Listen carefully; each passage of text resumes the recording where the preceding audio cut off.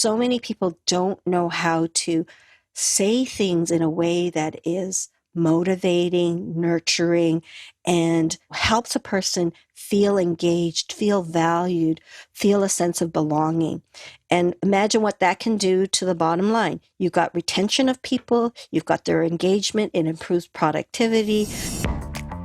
Hello and welcome to the very first episode of REVUP Your Potential with Hilda Gan, a show about entrepreneurs, industry experts, thought leaders, and the stories behind their success. I'm your producer, Diana Hong. To celebrate the launch of the podcast, we'll be switching things around, and my partner from Six Story Media, Minwoo Park, will be interviewing the host of this show, Hilda Gan. Hilda is the founder of People Bright Consulting, a company that provides strategic human resources support to businesses, including recruitment, employee engagement, manager and team training, and HR policies and procedures to organizations that recognize that people are their greatest asset. In today's conversation, you'll hear about what Hilda did before her People Bright Consulting days. She will also share with us what took place behind the scenes at iTrans Consulting, a company she and her husband grew to over 100 people and ranked in the top 10 best workplaces in Canada. And lastly, Hilda will reveal what transpired after successfully selling iTrans Consulting and her motivation to start another business shortly after. So please enjoy our conversation and introduction to Hilda Gan. So when I was in high school, I was trying to decide what to do. And I took a specialty test. And what it said was I was really good with people. And in those days, the options were not so many for females. So I kind of dating myself. But I thought about going into nursing. I liked the idea that it was something that would really tap into my love of science and math, but it would also cater to my need to help people. So it seemed just the right combination. And I decided that I would actually go to a nursing school and a university degree. I didn't really want to just have in those days, you could actually just go to a community college and do a couple of years, or you could go to university. And I definitely knew that I wanted a university degree. Okay, so out of university, you were working as a nurse? Mm-hmm. Because of the nursing years, the impression that was back in those times was that those nurses that actually worked in the community college setting got a lot more practical experience than the university nurses. And I was determined not to be labeled as a university nurse that didn't really have enough practical skills. So I actually worked part-time during my academic years and during the summer. And then when I graduated, I realized that I would probably get bored within 6 months if I started working on a regular nursing floor. So I actually took the challenge of becoming an ICU nurse.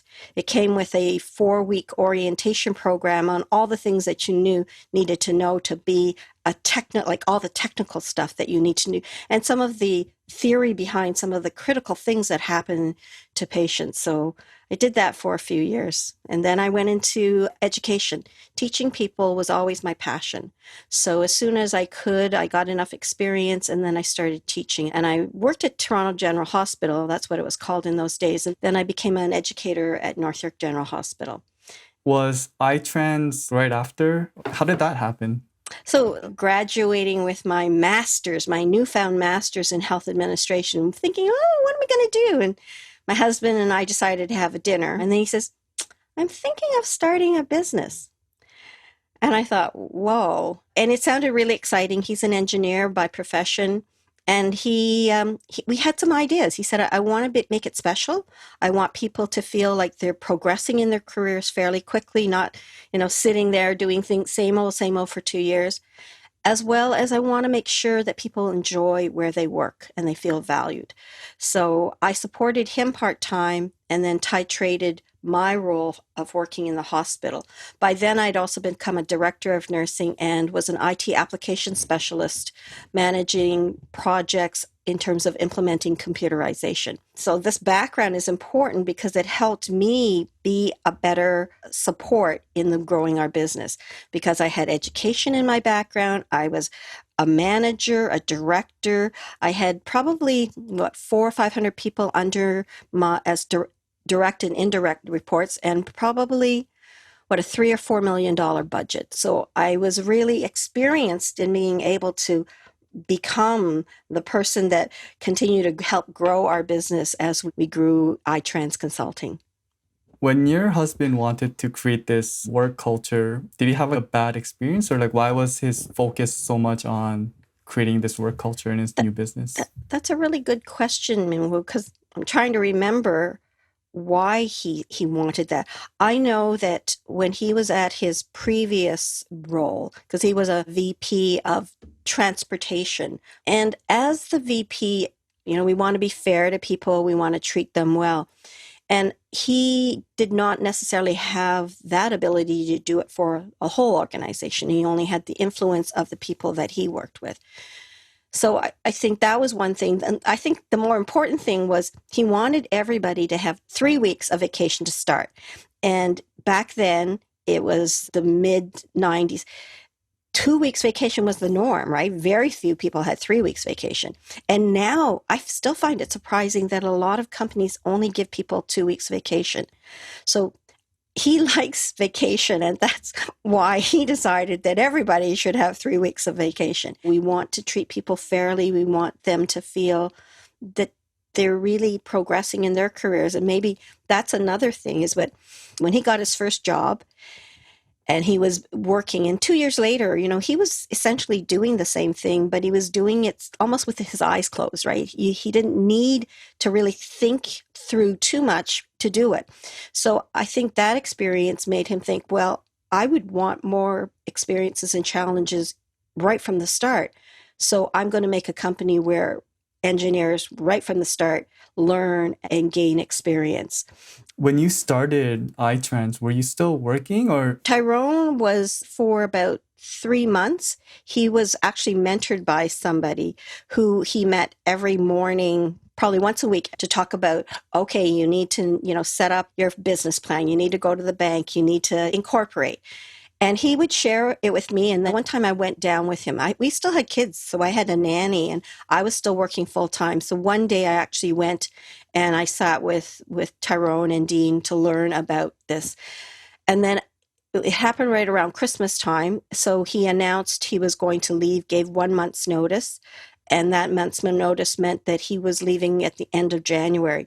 So he left on a Friday, and then he opened up shop on a Monday morning, had bought a fax machine, hadn't plugged it in yet, had a computer, and he opened business, literally just opened business. He did have one client who was doing a OMB, Ontario Municipal Board hearing. And so that gave him really a lot of consulting work intensely. I remember when we were having dinner at that restaurant and saying to him that I would support him. I like to make a joke that he started, and 2 weeks later I joined him because somebody had to pay him. So I became the payroll clerk. And I probably did about 3 hours a week for the first little while, and then it became 5 and 7. And so I was able to do that part-time while I was still working full-time. Then as the business kept growing, then I would start working 4 days a week at the company, at the hospital where I was working. And then I got to 2 days off a week. So then I realized you cannot be a manager and only manage on 2 days a week. And that's when I decided that it was time to leave. So I probably worked at the hospital for about another year and a half before I basically cut the cord. But actually what I did was I started my own company in management consulting for healthcare. So I was doing that part-time, working for iTrans part-time, and being kind of a stay-at-home mom for a little while. And I have an interesting anecdote on that. One day I was working in my office and I heard the doorbell ring. And I was on the phone with a client. And the doorbell rang and the doorbell rang, and I just couldn't answer it. I finally came downstairs and I said, why did you do that? Why did you keep ringing the doorbell? And these little kids who are 4 and 6 at the time, they look up at me and they go, we wanted to see your face. And I thought, oh my God. I said, get with the program, Hilda. You are doing this for work-life balance. Your kids are, I said, okay, next time you just ring the doorbell, but if mommy doesn't answer, you just let yourself in. And as soon as I'm done, mommy will come and see you. And that reminded me about work-life balance. I think hearing my earlier story, you realize that I I tried to do everything. I tried to work full time, work part time, have kids. And seriously, I wanted my kids not to realize that I went to school for 4 years. I wanted to do it so that, except for those crunch weeks where you have to have all those projects done, I tried to do everything after hours when they weren't, when they were busy at something, so that they wouldn't realize, oh, well, we had to struggle through 4 years because my mom wasn't there. So I forgot that this was that moment where I'm going to balance life. I can be that stay-at-home mom on days I want to be a stay-at-home mom, and I can work. And that was a wake-up call when these little kids kept ringing the doorbell. So what did you do to make that change? I gave them notice and said, when you find somebody, I will leave. I was down to 3 days a week for them and 2 days with Tyrone. So then I was doing work for iTrans when they needed me. We were actually very successful. Within the first year, my husband had 10 employees, myself not counted as one of those employees. And then we grew to 25 people after a few years. It was a really wonderful journey. It seemed like 9 to 12 months. We kept knocking a wall down. We had rented 2,500 square feet of space. We didn't need 2,500 square feet of space, but the space was that much. We said, oh, we only need 750. So we put a wall up at 750. And then we knocked that down after 6 months and we opened it to 15. We knocked that one down after another 9 months. And when we finished opening it up to the 2,500, we actually ran out of space. So we had to start looking for another space. So it was an exciting journey to know that you were continuously growing. My role at the time was really payroll for all of the staff that kept coming on board. And then to also provide human resources. So as we were hiring people, I would be part of that search to hire the people, find the people, and interview with, it would have been my husband, Tyrone, at the time, or sometimes the senior staff.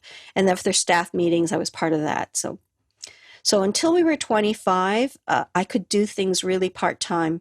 By the time we were 25 people, there was enough people that I was itching to start educating them.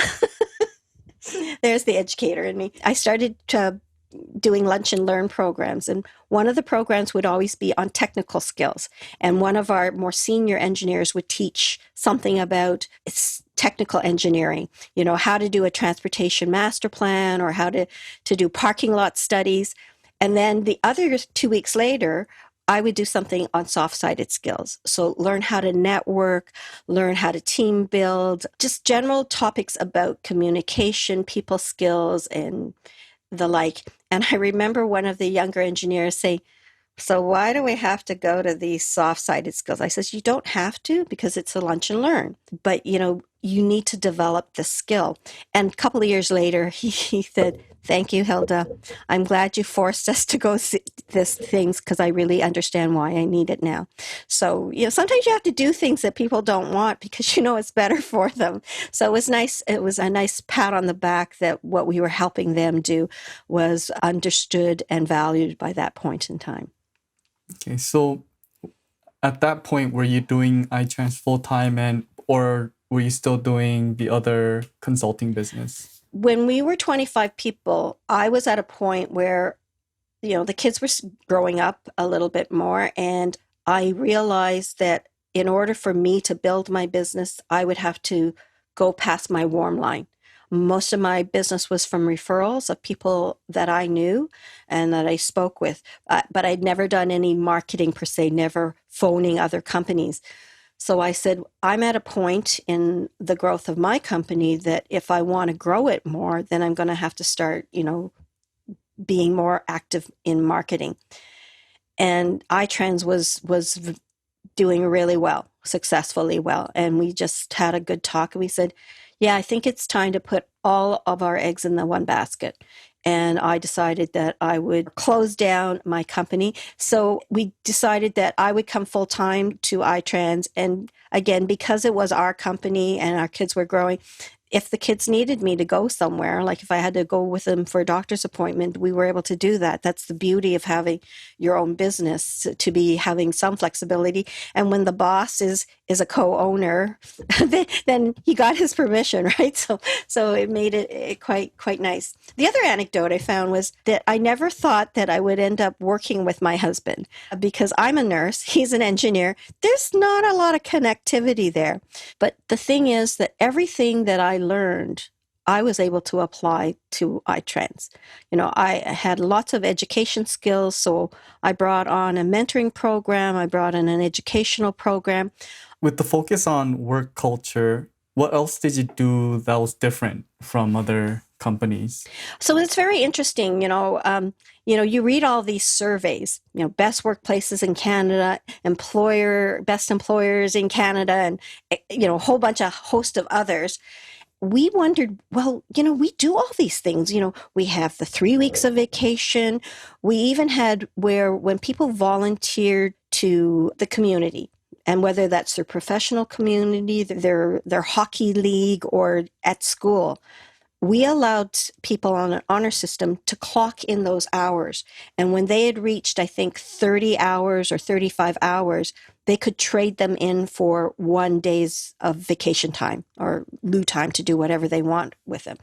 So we said, a lot of these best workplaces in Canada, they have all these perks, that we have. So what separates us from them? And we put our name forward in there. And what we realized was something we were already doing. And that is keeping your staff informed. It's keeping them informed about how the business is and educating them. So we always educated our people. Being in the consulting business, we wanted to make sure they understood productivity and why productivity was important. We wanted them to feel valued. So we would recognize them. We'd give bonuses to people if they did a good job.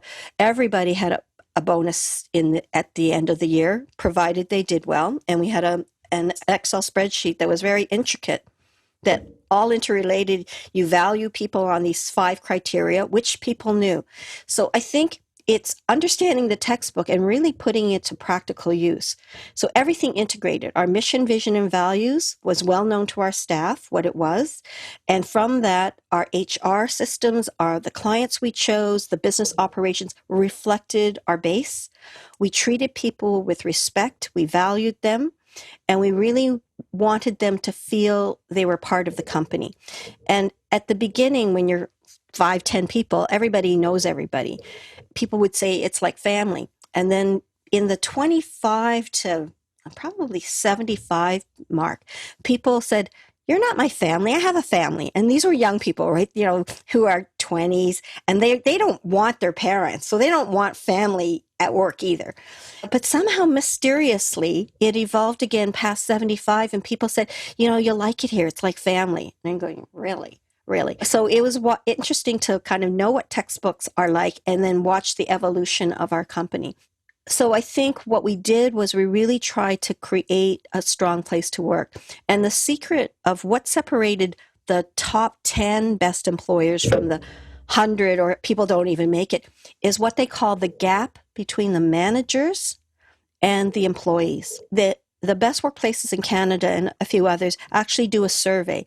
The survey of the managers and then the same survey by the employees.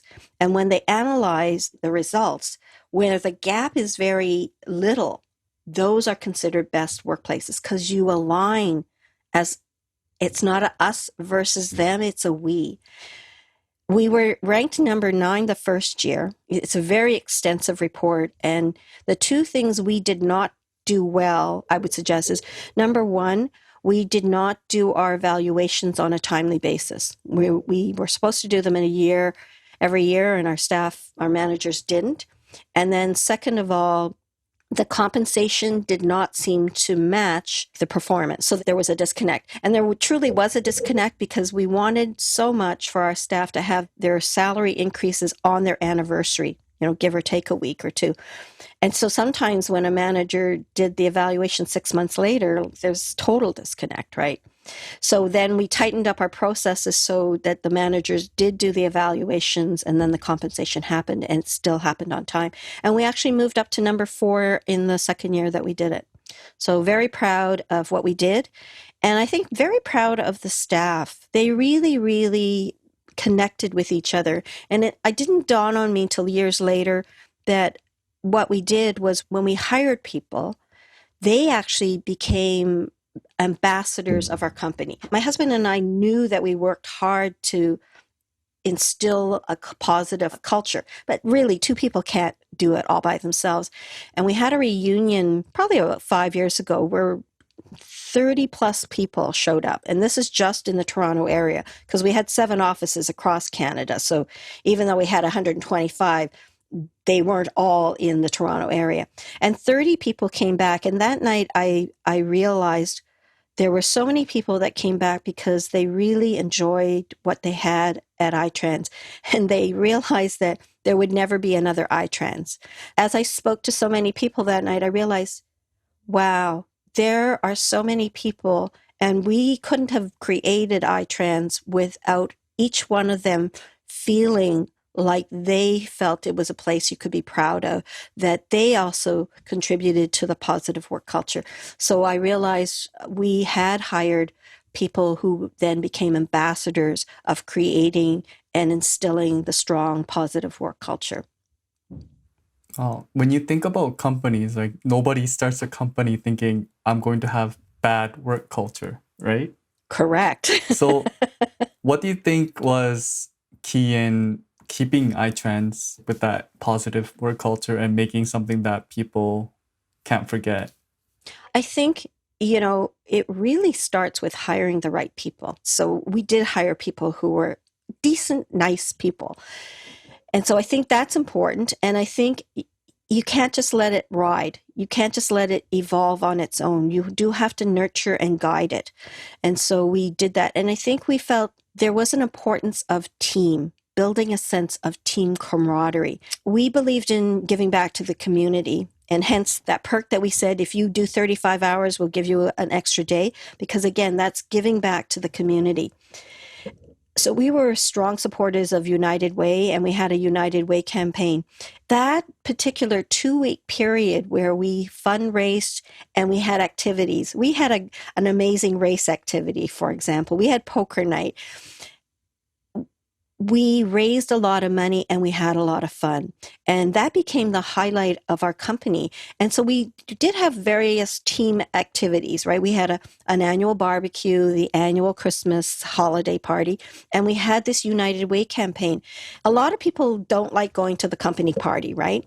And we started to do away with a Christmas get together outside. We would have a lunch party at Christmas, but then we would have an anniversary party because remember we started in January. So we would have an anniversary party and people would tell us in September, so Hilda, when is the iTrans anniversary party? Because I want to make sure I organize my vacation so I don't miss the anniversary party. So like this scratches my head because I remember my husband and I thinking, we have to go to the party, we have to make sure we go, but we didn't want to go. Here, our staff really wanted to go because it was a highlight of getting together. It was the camaraderie. You can hear the pride that I have for this company. And it was really, really a sense of joy for us to have created that.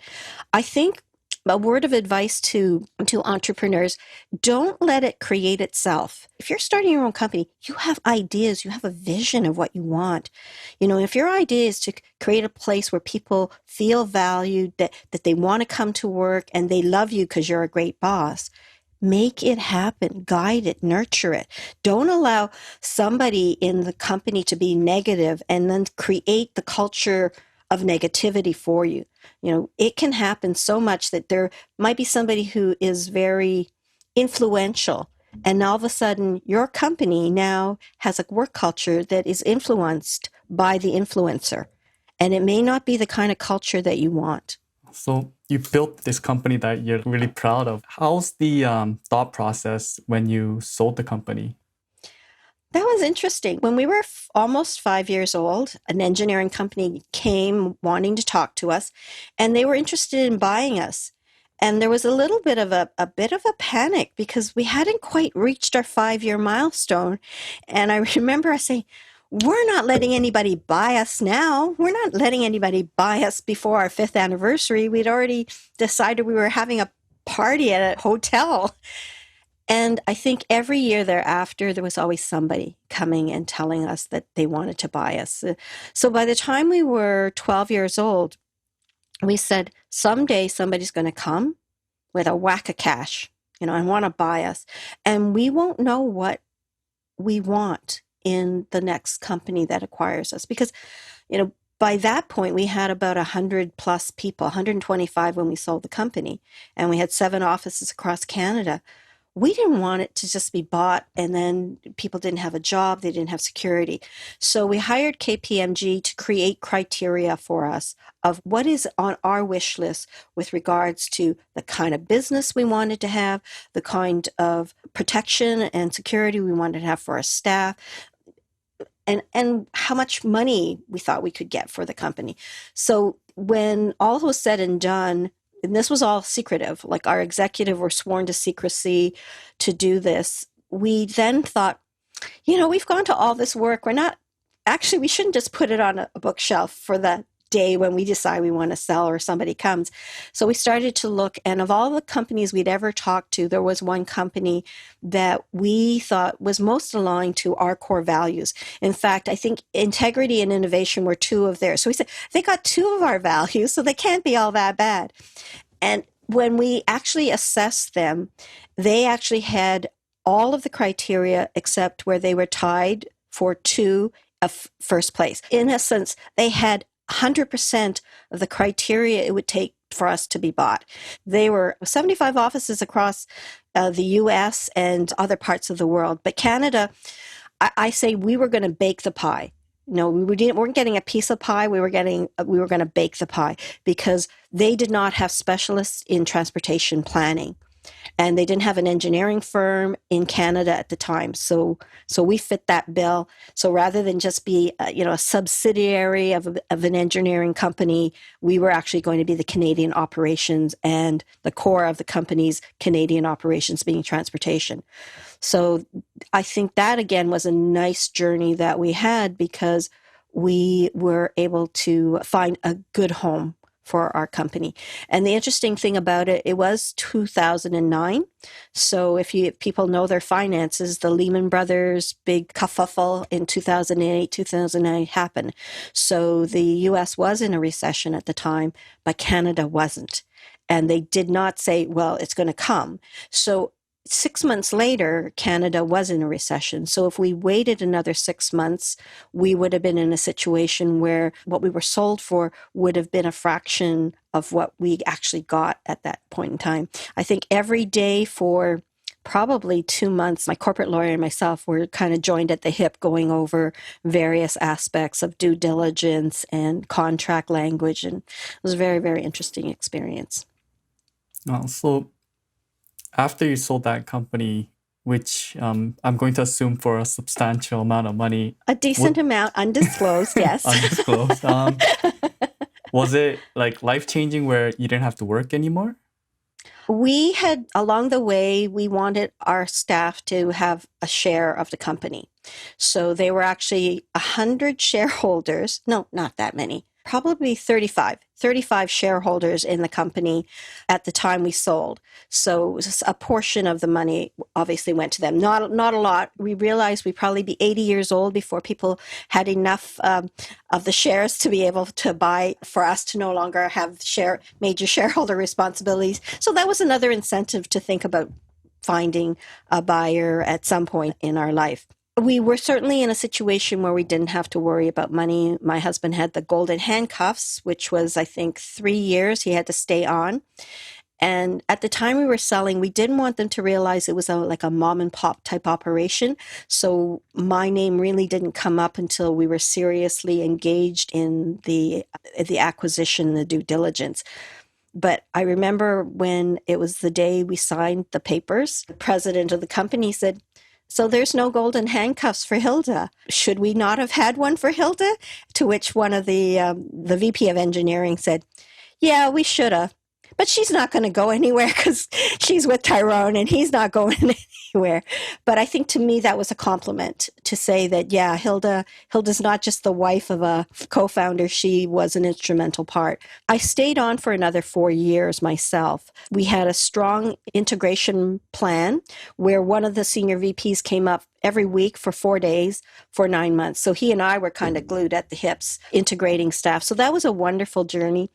I guess we didn't have to worry so much about finances, but I think life didn't really change. The hours didn't really change, but we did travel more and not worry about travel. And my husband started getting more interested in going more and more places. So what turned out to be maybe twice a year became 3 or 4 times a year. So we didn't have to worry about stuff. And I was able to take some time off, and I kind of started my own company, but again, the kids weren't that old at that point.